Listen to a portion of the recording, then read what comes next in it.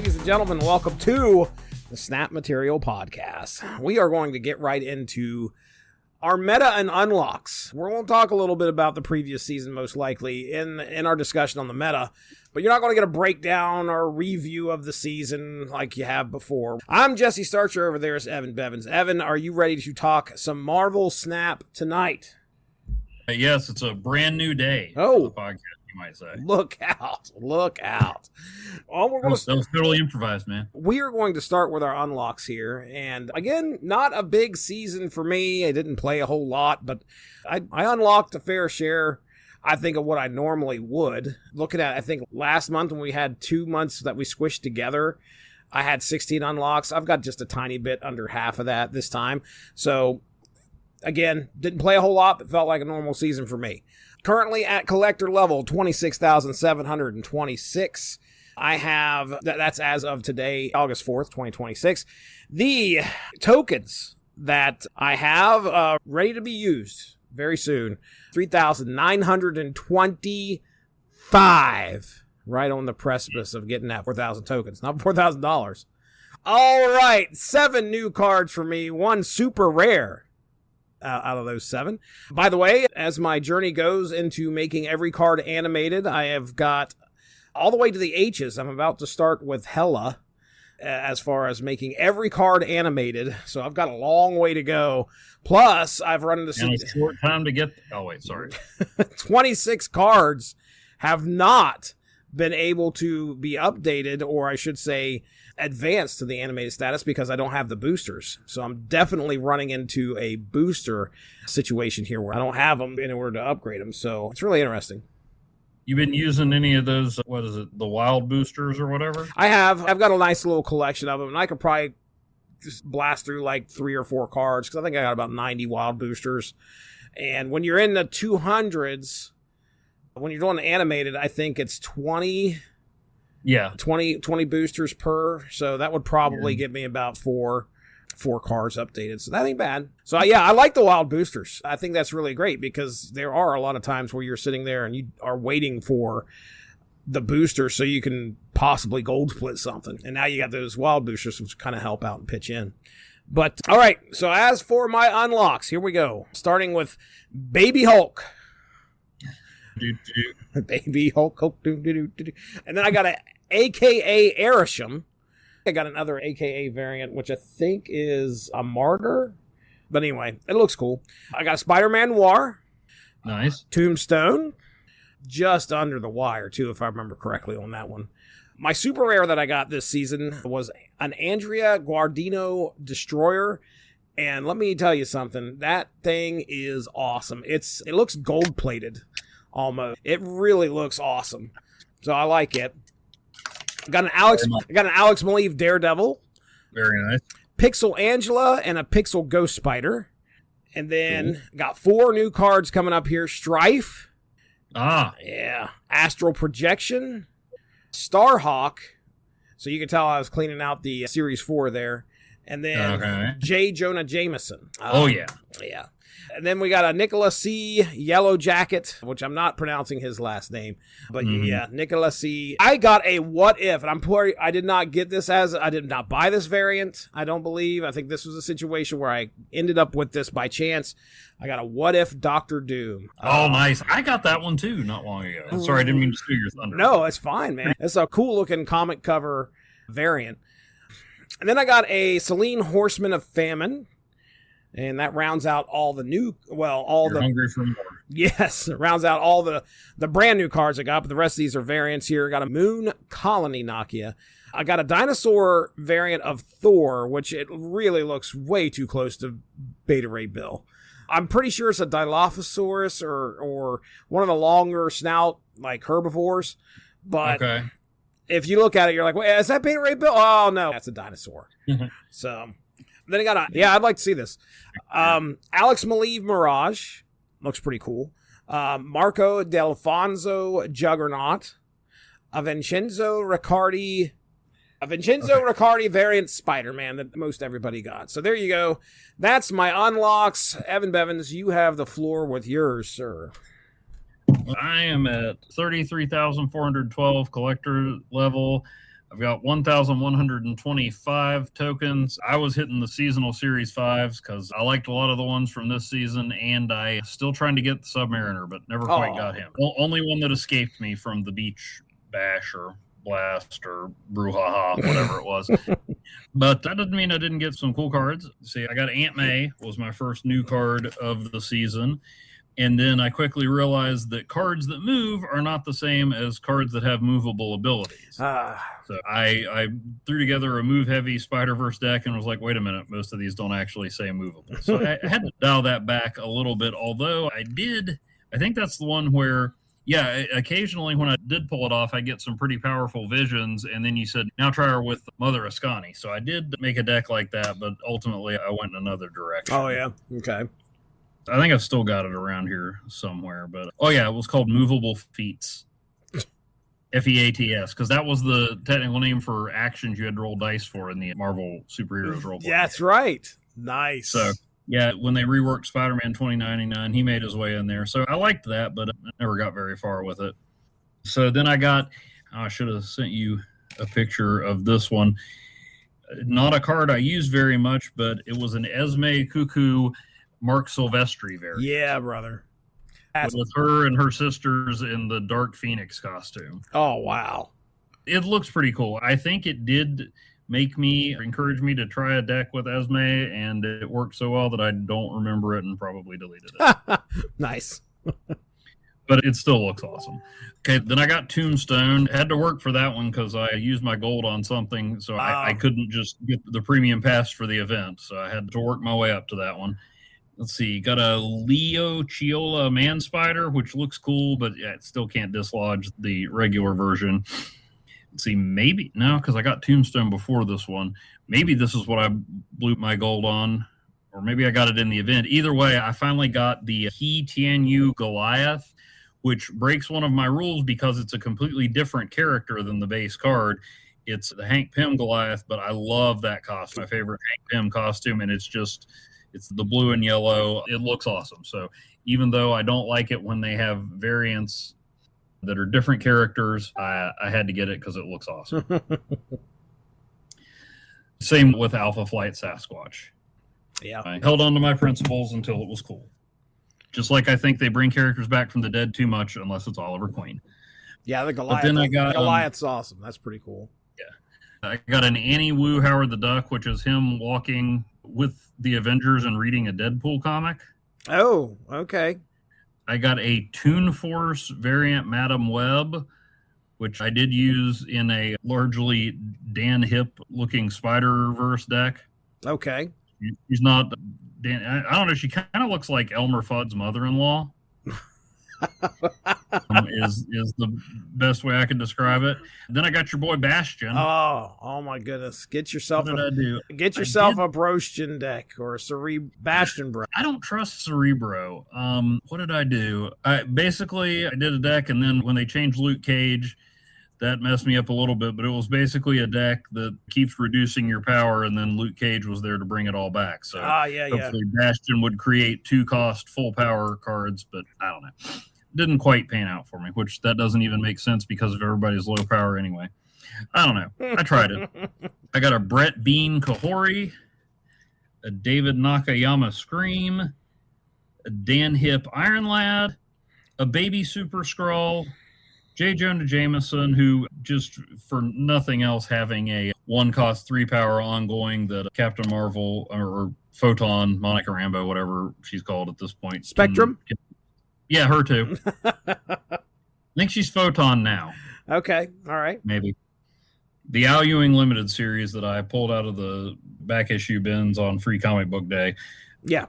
That I never knew existed. I think it's called Photon. Monica Rambeau Photon. Anyway, you know who it is. I do. I got an Alex Ross Captain America, which is not as exciting as it seems. It's good art. It's just, I don't know, it's not a classic Captain America. Mm-hmm. Oh. I got the Spider Sense card from whichever event that was. I didn't get it.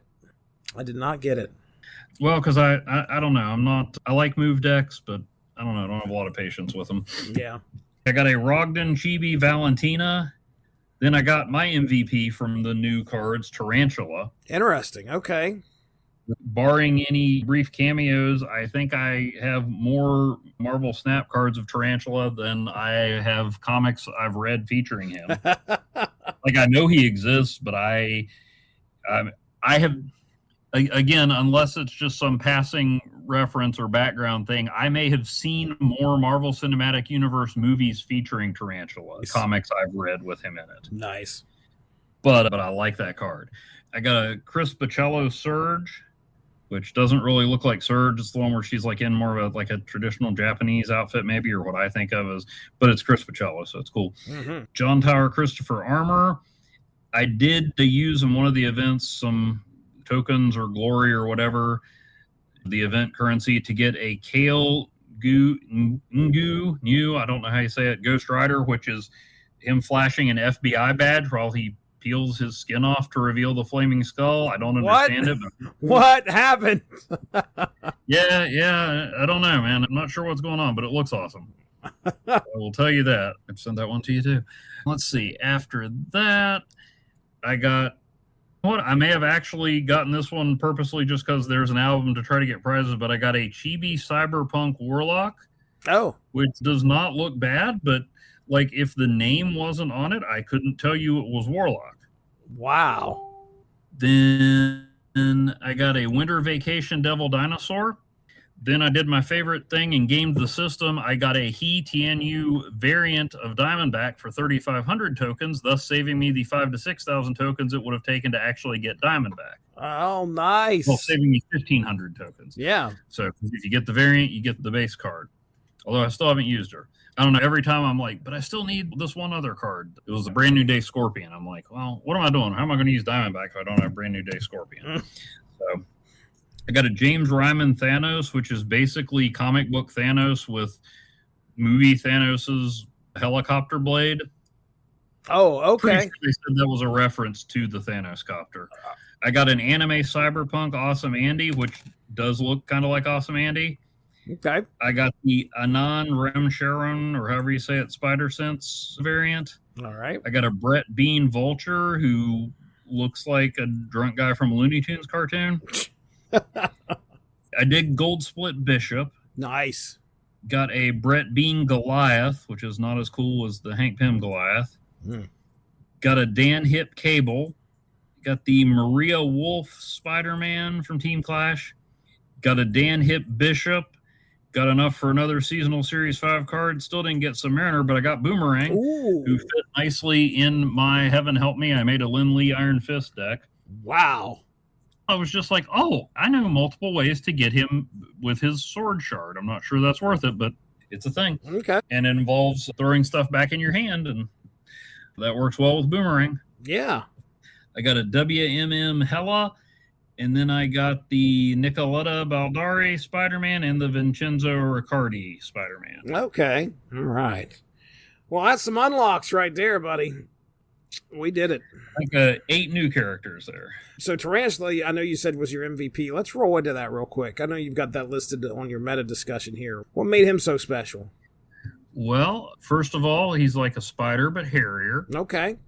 Let me pull up so I can say not his accurate. I know what it means, but I know what he does. But okay, so end of turn, if you have the highest power among cards in play, give this and 2 characters in your hand plus 1 power. So once I figured out exactly what highest power among cards in play meant, briefly I thought it was the highest total power, but it's if you have the 1 card that is the highest power. So it gives you a +1. He gets a +1 and he gives 2 cards in your hand +1, and you'd think that would make him a natural for Venus, who is not mentioned in this doc as much as she has been in, but still a good card. But let me see, where did I start using him? Well, I worked him into a deck where I would want to boost up the cards in the deck. I want to say it was either in my X Factor deck. Yeah, I put him in there first. That's one that I put together, not actually themed after the team, but it was cards you want to boost up, largely geared toward packing a lot of power in for Jubilee Silver Surfer. Okay, all right. So I put him in that initially, and then I had another deck. You remember I told you a couple months ago I made a deck specifically because I got the Fallen one, and then built it around him, took him out dropped of it, him out, yeah, and got to infinite with it. At some point, I think this was the deck I made just to be like, hey, I got Jim Hammond Human Torch. So yeah, first I made a deck with the full one, then I made a deck for Jim Hammond Human Torch. I think I called it the Energon deck, or Energon, I don't even know how you pronounce it. It's whatever the Transformers need to survive. But it was about getting a lot of energy, building it up, and Star-Lord Master of the Sun was in there for backup, but really what I wanted to do after someone pulled this on me was symbiote Spider-Man into Fallen and have 12 or so energy for the last turn. So, and that one did pretty good. And then I bounced back and forth. I got to 90 pretty easily, but kind of stalled out. And so then I mashed the X Factor and Energon decks together and couldn't think of a good name, so I called it E Factor. But that one had Tarantula, and that one got me to infinite. Okay. Nice. So it's got Star-Lord, Master of the Sun, Fallen One, and Symbiote Spider-Man. And then if you can't boost them up, Sebastian Shaw's there to swallow some of that. And it does have Jubilee in it, too, to get her boosted up with Agony and Spider for Penny Parker. And then bring in Fin Fang Foom. And I hit infinite before they gave Fin Fang Foom back his 2 extra power and took him back up to a 14. Look at you.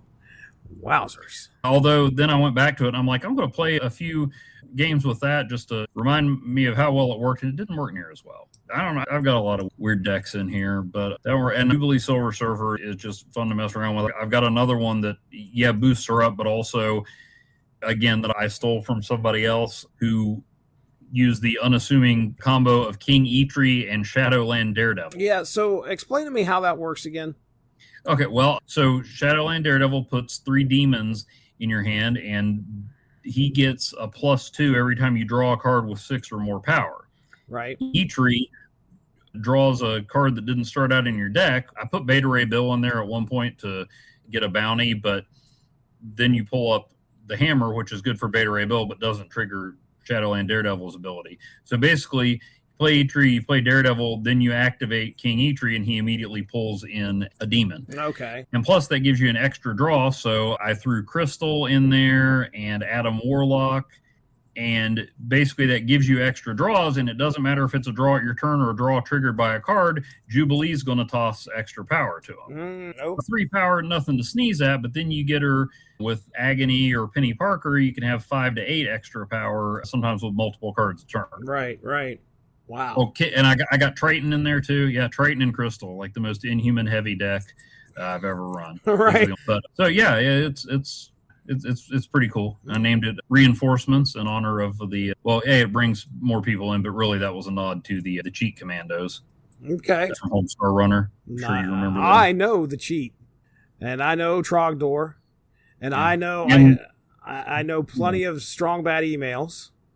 Yeah, the Cheat Commandos was their G.I. Joe parody. Oh, that's great. But yeah, they don't do as much anymore, but just remember the Cheat is not dead. Okay. The Cheat is not dead. The Cheat is not dead. Tarantula, I really like. Tombstone. I actually started using Deadpool and Headpool and Marrow, the Destroy deck. Not all the same ones that I usually do. Usually I don't have patience for Deadpool to build up, but Deadpool, Headpool, Muse, Venom, Atuma. Yeah, there's a lot of Dan Hip variants in that one. And then, of course, my Jim Lee Deadpool with snow falling, because why not? Yeah, so, and Venus is still around. I don't think I sent you any Venus victory notes this time, but yeah, Venus is great, but I branched out a little bit. I started messing with my Cerebro Bastion deck toward the end of the season. I was mostly playing during the events, so I wasn't like focusing on a deck a lot. There was an event, it seemed like, pretty frequently. But I did put together something that I was using Cosmic Ghost Rider. Nice. Trying to think of what other... I'm pulling up my snap here just to look at some of the more recent decks that I created. But mostly was leaning on Bastion Bro.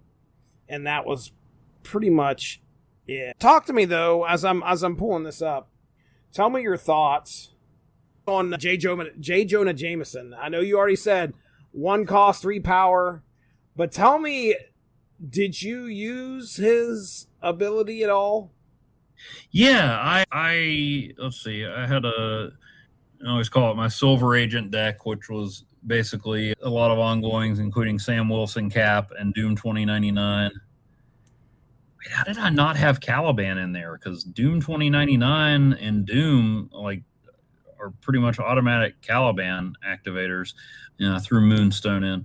Anyway, that's where I used them. So yeah, I would hit it. It was pretty funny. I like the quote from Spider-Man. Crap, mega crap. Yeah, it was pretty good. I take fake news a little personally. Just because you don't like something, you can't call it fake news. But yeah, it was funny, and it's usable, and it's a neat effect. Did people use it against you? Did you see it a lot? I don't think so. Okay.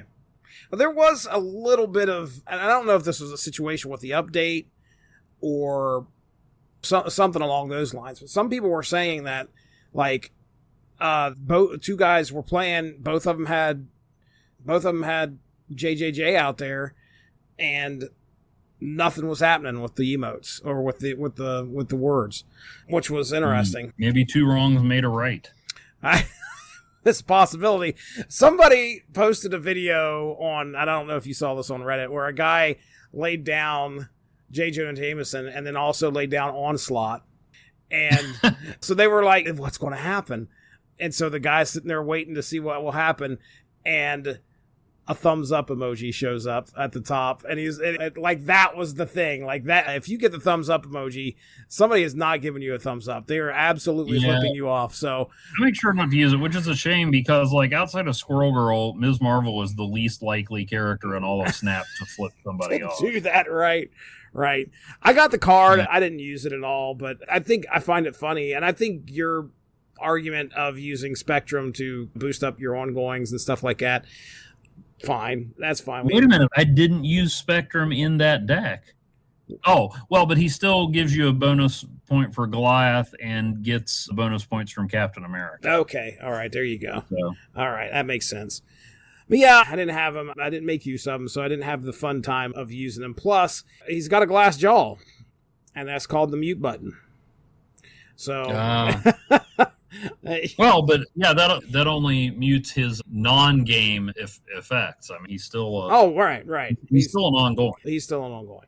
I never tried hitting the emotes with Moonstone on there. I think Moonstone should, because the text emotes come from his card instead of from the top of the screen. Wow, that would be interesting.